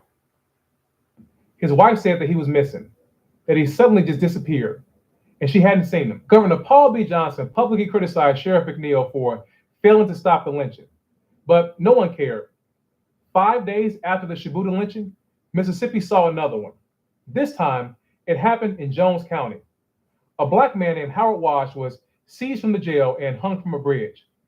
He had been convicted of taking the life of his white boss, but the facts told another story. It was self-defense, and because of that, the jury refused to sentence him to death. By law, the judge couldn't give him the death penalty, but a mob didn't have that problem. They came to The KKK people, them, I'm telling you, them always have some organization I work with, you know. And the criminal organization always I work for them. And then the criminal organization go. Or the same thing they do with the Black Panther. Right? They say, oh, the Black Panther says they're gonna kill cops. And the Black Panther them said self-defense. So them know say the police them are gonna kill off the Black Panther. They know that. Because if I say self-defense, that means I'm defending myself.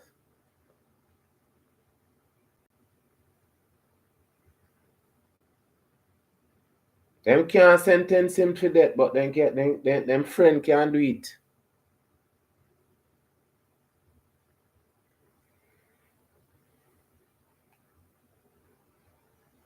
I'm gonna ask myself, so what's so important about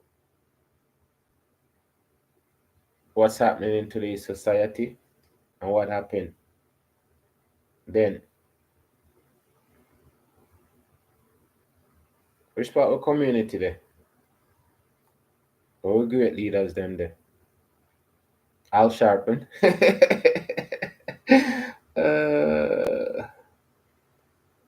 Them have a brother, they have a lawyer that all him do is represent like victim. I gotta do a thing upon him still, cause he won't go come out when that happen. You know see them people are making a policy or nothing, you know. That's the weirdest thing. I live and I go dead and no change. Same thing. That's why I'm asking I learn them things here now. So next lifetime there will be a change.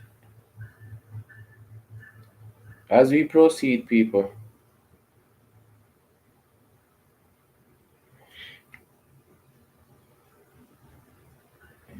But a mob didn't have that problem. They came for Howard, and they carried out the sentence they wanted: death by hanging. 3 lynchings in a single week. Mississippi was looking like a lawless place in the news and press all over the country. The FBI knew who was responsible, but knowing wasn't enough. Everyone in town was sticking to their story. No one would talk. No one would break. They needed proof, and while they did have some inconsistencies, that wasn't enough. Marshall Dabbs claimed that someone called him that night. That was a lie. The telephone company confirmed with the FBI that no one called him. But again,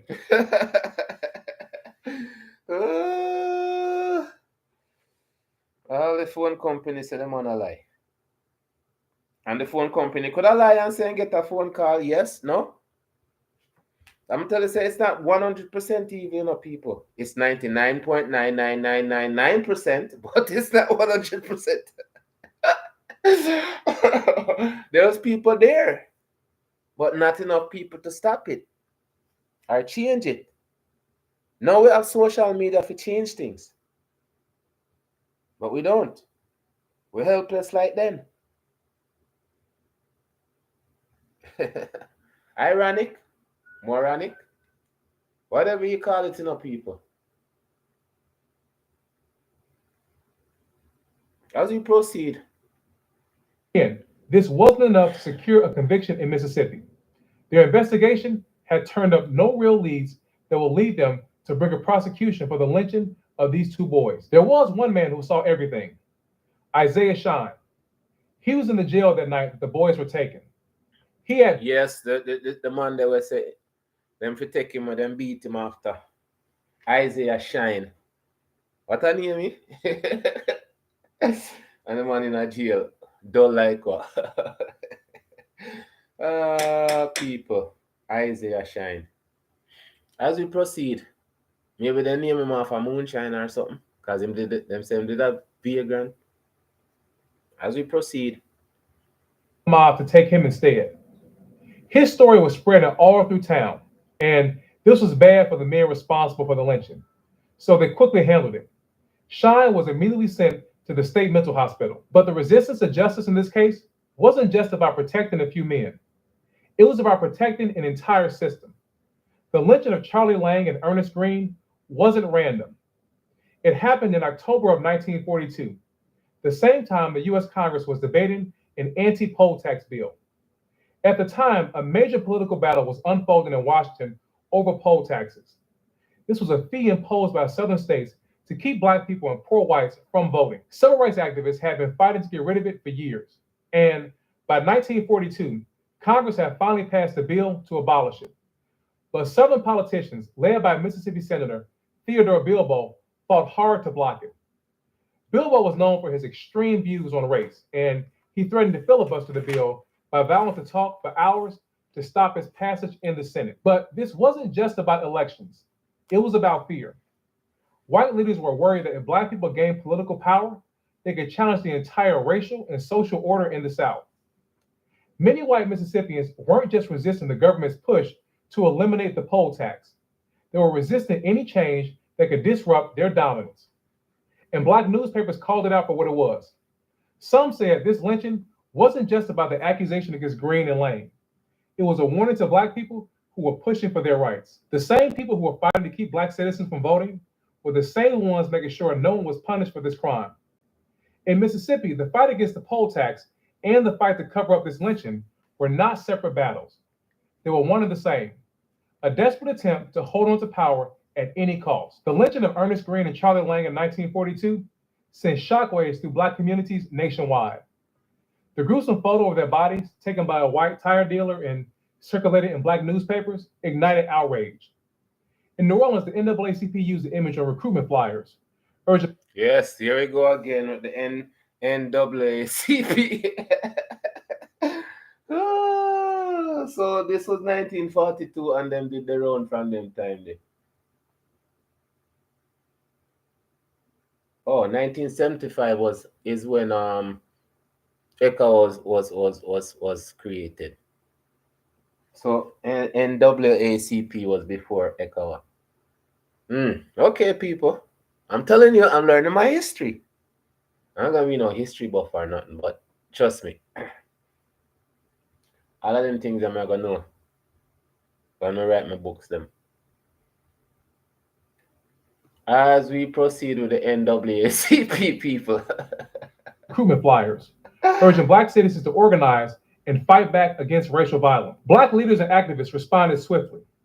In Harlem, Adam Clayton Powell Jr. and other civil rights figures called for mass protests, demanding accountability. Across the country, Black newspapers condemned the slayings, calling them yet another tragic example of brutality against Black people. One of the most powerful voices of the Harlem Renaissance era was poet Langston Hughes. By the 1940s, he had written more than 30 poems about lynching. And when he learned about Charlie and Ernest, he wrote another one, a powerful poem called The Bitter River. The Bitter River was his response to what had happened in Mississippi. But he wasn't just mourning these two boys. He was indicting the entire system that made their deaths possible. The Bitter River in the poem is more than just water. It's a symbol of everything that Black people have been forced to endure, from slavery to segregation. It's a river that has poisoned dreams and stolen futures and drowned justice. Before I continue, I want to read you just a little bit of the poem. Listen to these words. I did not ask for this river, nor the taste of its bitter brew. I was given its water as a gift from you.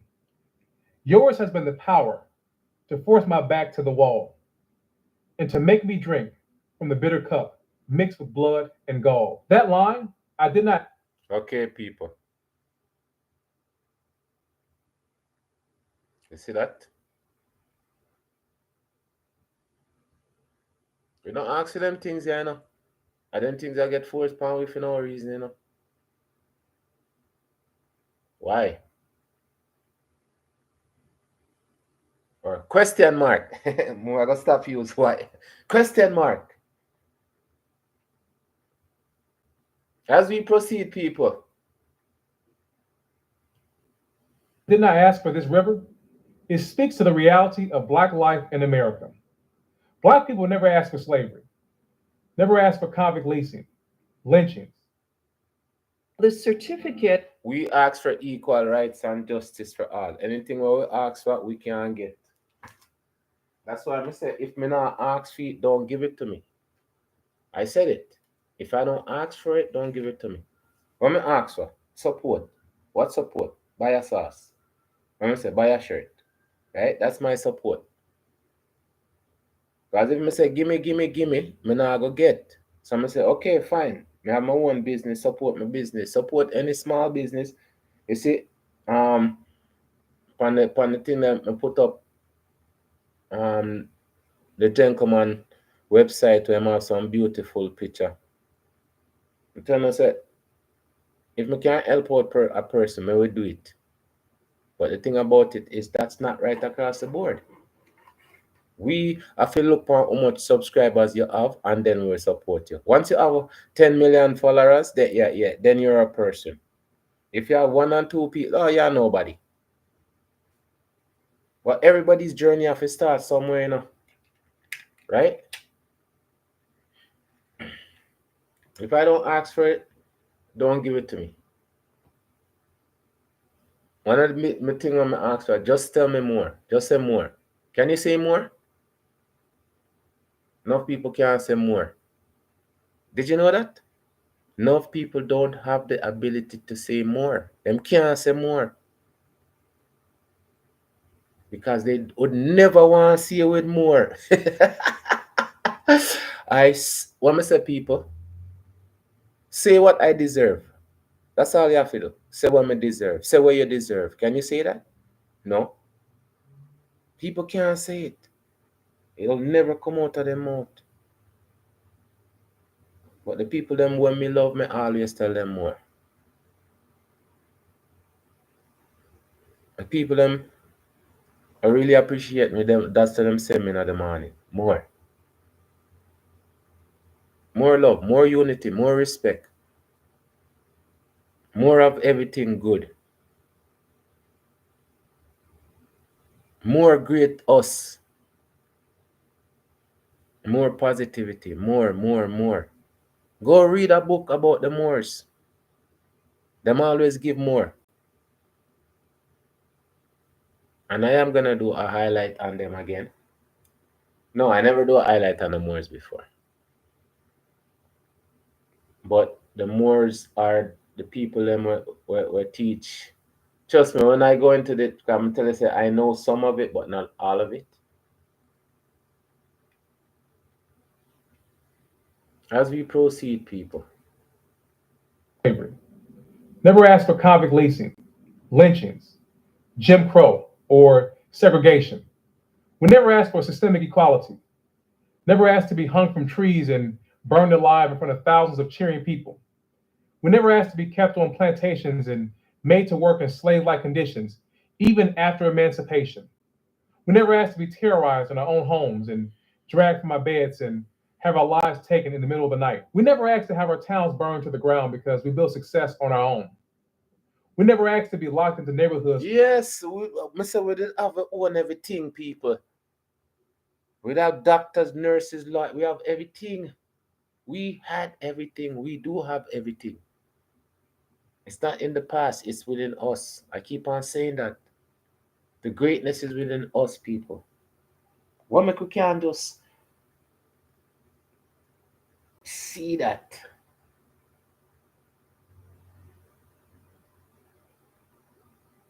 We never ask for none of them things, yeah. All of them things are them people. Why?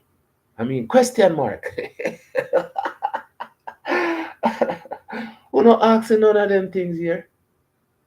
Question mark. Question mark. We not give it things what we don't want. Question mark. We not take it for ourselves. Question mark. I give it for no family. We only want what we want. We don't want what we want. We want our dignity. We want our respect. We want to be treated in a manner of respectability. We want pay with skills. We want unity. We want these are the things we ask for. Right through history we ask for them things. So I'm gonna do one highlight for all of the things we ask for and the things them we get. As we proceed, people. I tell you, say one time we in a school and now there, people, we have class. You understand me? Keep on saying we always have class. And you see, once you're in a school, whether you're the front of the class or back of the class, you have the opportunity to learn, educate yourself, and teach somebody, motivate a person. Because I say enough of these are things I love. I love cooking. I used to love play basketball. I love the patience to plant stuff and watch them grow to them full. I just love with dirt, like working with dirt. And food is dirt. It's just a fancy dirt or we eat. We come from dirt, I go back to dirt. We just a fool yourself. Trust me. I talk about in time I did I eat dirt and they say, oh, you might eat dirt with my name in there. But dirt is just food. Because when you look on photosynthesis, you plant the food in the dirt, it just take a shape. It actually take a shape and a different shape from corn, you have corn, pumpkin, but all of them are dirt. And just in a food mine and all of them things there. So most of them things there, people, it's like if people could only understand, other than what them see on TV, the greatness of us and understanding just spirituality with nature and humanity. Not inhumane, humanity. So if there's no Bible, you'd still have respect, you'd still have love. The Bible never teach them things. Eh? Come on now. The Bible teach war, greed, envy, and jealousy. Right? All of them things that the Bible teach you. Teach about God, not teach about spirituality. So I said, if there's no Bible, would you be a good person? I know someone's a good person because the spirit within me, it never tell me say me if do anything out of the ordinary in a sense, right? But tell you, say we're not perfect and some is a troublemaker, right? Nickname is trouble. But my spirit never tell me if do anything evil. My spirit never tell me if do nothing evil. What stuff? No. I mean do them things up on my own. I'm gonna tell you say you can do bad stuff and not be a sinner. And again, the things them what we're taught is the things that we need to get away from and learn for ourselves. As we proceed, As we build success on our own.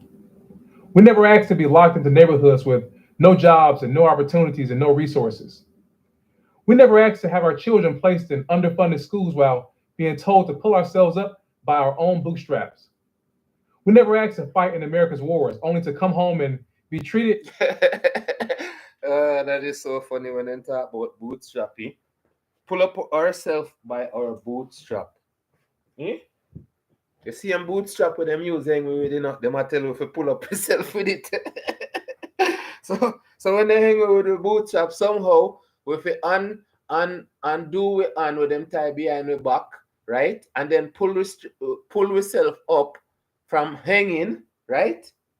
And free yourself and then so them can do it to we again and we can do the same thing over and over and over. That really makes sense, right? And people are sick, you know.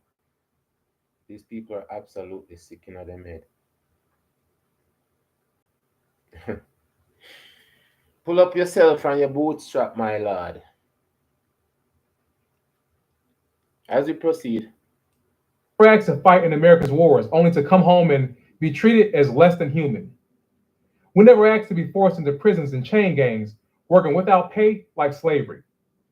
Everything that we have suffered was something that was done to us. These systems of oppression did not exist before they were placed on Black people. And that's true. Like, how comes we have to suffer? Well, we have to suffer because we don't know how to unsuffer. Does that make sense? We don't know if we start the separation, the sufferation. Without unity, there we can't solve no issue, you know. I'm gonna tell you, if we don't talk to each other in a sense of uplifting, who's gonna do that? Who's gonna highlight these things? We're gonna sit down and wait for somebody to do it for we, yes? So and then they erase it and then they write it just the way they want it, then we can complain and say, boy, you know, say the story no sound like for story. So did you write the story? I tell you, so all of us is part of it.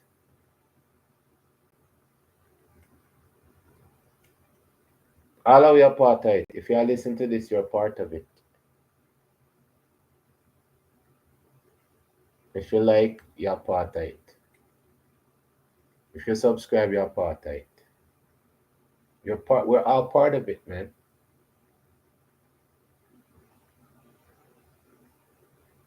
So all we have to do is participate because we're part of it, right?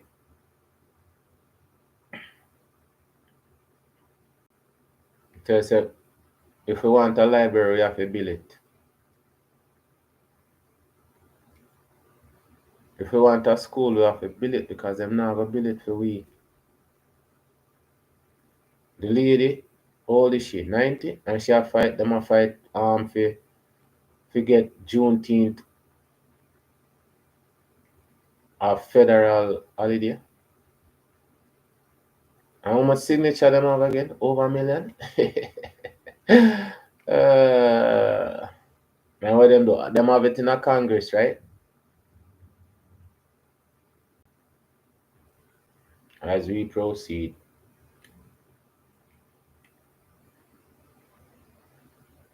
Before they were placed on Black people. And through his poetry, Hughes is trying to show the world what Black people were experiencing in America. But there's something else you need to see. There's a photo of what happened that day. I can't show it here for obvious reasons, but you really should see it because when people hear the word lynching, they might picture grown men, but that's not what this was. This picture shows two little boys, two children, with nooses still around their necks. I'm tell you, say the things them, everything that I'm gonna talk about, I'm tell you, I see it, you know. I feel it. And them things I'm gonna tell you, I feel. Because I know say them things are real. These are not no movies. Cut action, cut action. Do it over, do it over. No. One chance to lose your life. Because you're gonna lose your life.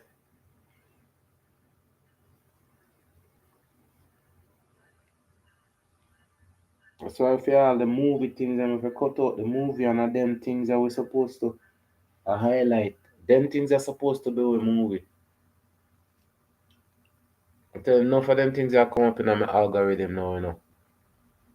And of them things I'm gonna keep on highlighting because the more them come up and more them need to be highlighted. So then can get some commercials. But it's true. We need to like and share them video, yeah. Because two boys of false accusation are lynching. The story of Charles and Ernest.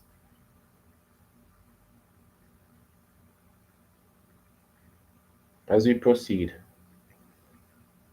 2 children with nooses still around their necks, thrown in the back of a truck, tossed around like they were trash, like their lives meant nothing. Seeing it makes the truth undeniable. I've included the image on my blog. What happened to Charlie Lang and Ernest Green happened thousands of times. I've said before, the injustices that Black people have endured could fill every book in 1,000 libraries. And to be honest, there'd still be more books to write and more libraries to build. That's how much we've suffered. And that's why these stories matter and why it's important that they're told. This is not just a sad true crime story. This is real life. This is what it meant to be Black. Black equaled injustice. Injustice from the moment you were born until the moment you took your last breath. I want to know your thoughts on this story. Had you ever heard of these 2 boys and how did it make you feel on all that they went through? Leave me a comment down below and let me know your thoughts. Paper. Leave a comment before. That is it, people. That's that's Charlie Lang and Ernest Green. 1942, October the 6th. Blue year this a year, people. And it happened in a blue month. I didn't know that. The story just come up. And me have to highlight it. Right? So I wanna tell me say, am I not right on the right mission, people? Because a blue year, blue month, it's a blue situation. Right?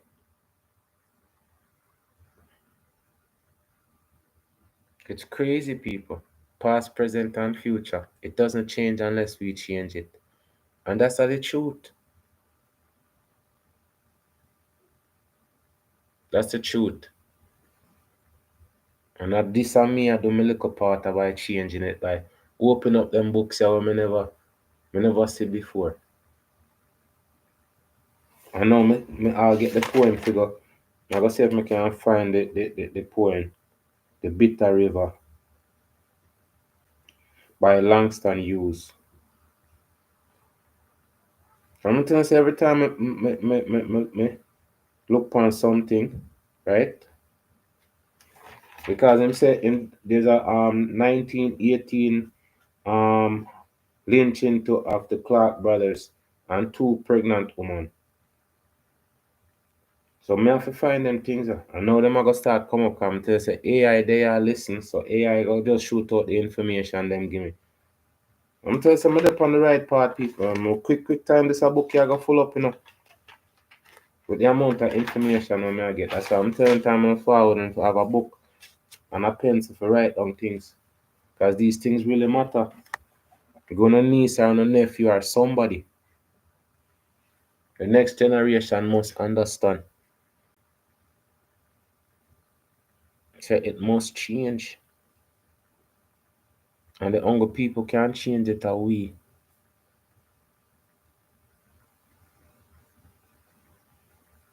I know so somebody can find a fault with them I do not people. But me love it. The more fault them find the way I do, you know say you do something good. Or something bad. And then me done tell you say me a trouble already, right? So obviously me I do something bad. Uh, Just because of the critic them always did it. Not true. People thanking us so much for no time spent. Always manners, respect, enough. Love, unity, and respect.